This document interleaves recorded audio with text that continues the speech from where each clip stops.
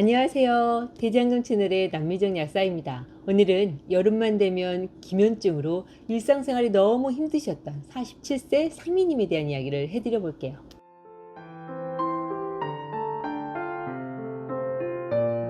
상미님은 44세부터 기면증이 본격적으로 시작되셨대요. 그때 이후로 맥이 뚝 떨어져 잠을 많이 잤는데도 계속 누워있고 싶고, 운전 또한 한두 시간을 넘어가면 다음 날엔 온종일 잠을 자야 하죠. 하지만 더 심한 건 여름이 되면 계속 눈이 감기고 잠이 오므로 하루 종일 제정신을 못 차리세요. 그래서 여름엔 커피를 하루 6잔 이상을 마시며, 커피 기운이 떨어질라 치면 커피를 마시고, 또 기운이 처지면 커피를 마시는 식으로 커피 기운으로 하루를 간신히 살아가죠. 당연히 식후엔 눈꺼풀이 너무 무겁고 뻑뻑해 30분이라도 반드시 잠을 잔 후 일을 하시고요. 참고로 상미님은 소화나 식욕, 대변 상태는 정상이세요. 키는 177cm에 몸무게는 70kg로 배도 전혀 나오지 않으셨고요. 다른 특이사항은 다른 사람에 비해 추위를 많이 타시는 거, 또 최근 2주 전부터 손저림이 계속되는 거, 또 명치를 누르며 많이 아파하시는 거랑 혀 색깔이 현저히 보랏빛이 나는 거, 그리고 혀에 물기가 많은 거예요.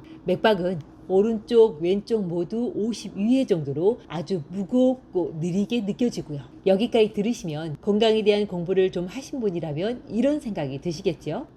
소화가 잘 된다 하였지만 식후 졸음이 많이 오고 명치가 아픈 걸 보니 소화력에 문제가 있겠는걸. 또 혀에 물기가 많고 보랏빛이 돈다는 건 심장의 박동력에 뭔가 문제가 있고, 인체 내부와 외부에 수분이 정체되고 있다는 거고. 맞아요.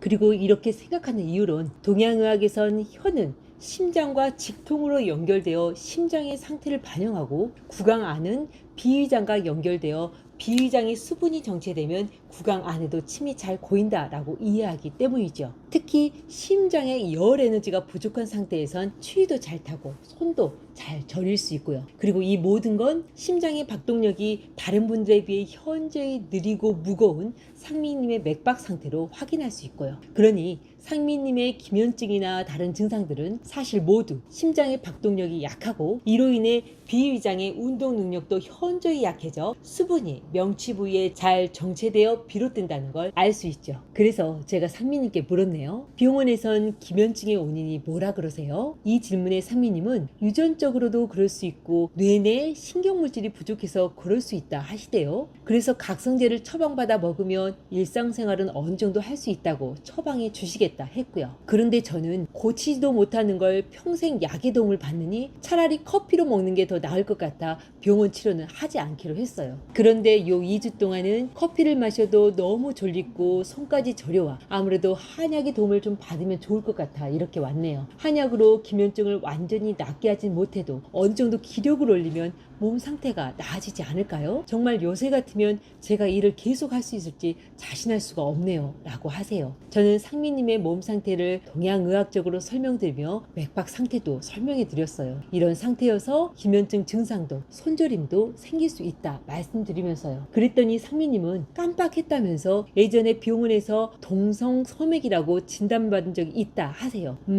병원 검사에서까지 이상이 나왔다면 사실 상미님의 심장은 제가 생각했던 것보다 더 약해져 있을 가능성이 있네요. 원래 맥박에 이상이 잡혀도 병원에 가면 별 이상이 없다는 경우가 더 많은데 말이죠. 어찌되었든 우리는 한약을 11분씩 상태를 봐가면서 약을 드셔보시기로 했어요. 그리고 11분씩 2번 정도 드신 후 상미님은 한약을 먹고 커피를 하나도 안 먹어도 하루를 살 수 있었다며 이게 너무 신기했다 하시네요. 그러시면서 올 여름은 이걸로 버텨보시겠다 하세요.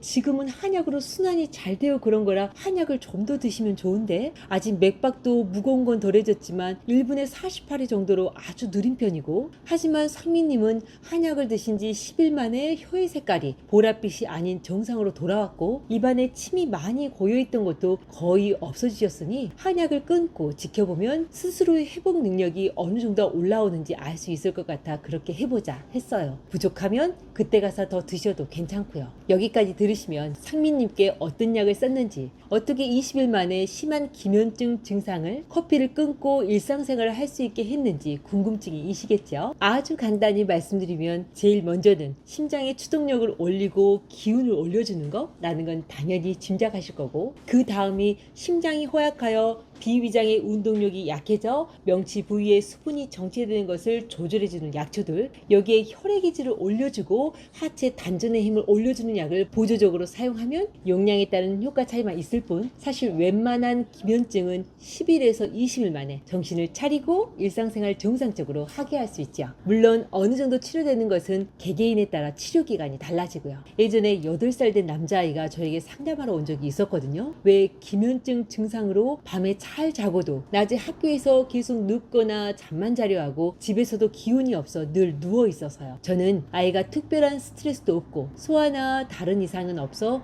앞 처방으로 7일분씩 약을 지어 주었어요.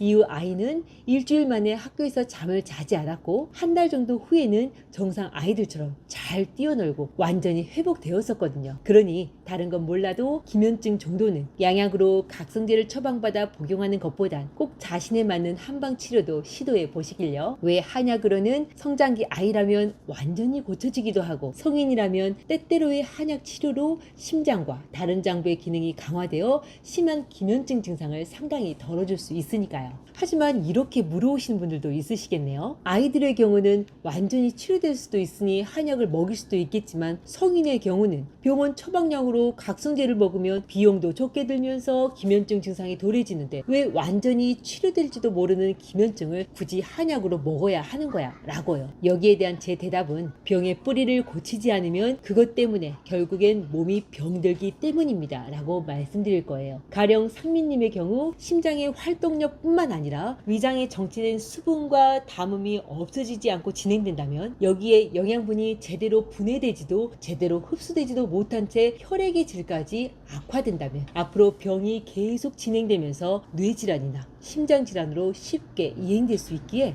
지금 상민님은 현재 기면증 증상 때문이 아니라 더 근원적인 병의 뿌리를 해결하기 위해 한약을 쓰는 것이 맞습니다 라고 말씀드릴 수 있네요. 왜 동양의학에선 병의 뿌리가 어떻게 발생했고 지금 현재의 병이 어떻게 얽혀 있으며 앞으로 병이 어떻게 진행될지를 감안해서 치료하는 원리이기에 지금 현재 환자의 상태뿐 아니라 미래에 올 병을 예방해주는 치료를 가장 근원적인 치료다라고 이해하기 때문에요.